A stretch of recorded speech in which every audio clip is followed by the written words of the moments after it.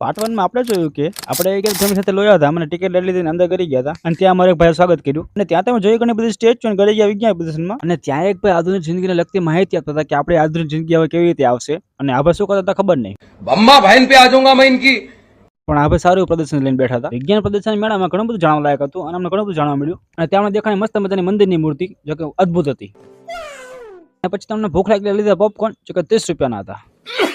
Popcorn ખાને માં ગરી ગયા ભૂતની ગુફામાં, પણ અહીંયા તો ભૂત જેવું કઈ લાગતું જ નતું। ના ભૂત જેવું થશે હો, જરે બેસ્ટી તાર જેવું જ છે લાગે ને બાકી સેમ ટુ સેમ। અને ભૂતની ગુફામાં તો ગણપતિ બાપા મહાભારત લખતા હતા અને પોપકોર્ન ખાવામાં ધરાણા નહીં એટલે અહીંયા પ્રસાદ ગૃહમાં અહીંયા વસ્તુના ભાવ એટલે બાકી ગજબ। અને નો છૂટકે અમે ઢોકળા બટાકા ભૂંગળા પફ લીધા કેમ કે ભૂખ લાગી હતી, જાવું ક્યાં। અને આવડું મોટું ગોરીલાનું પૂતળું મારા ભાઈબંધ જેવું જ લાગે છે।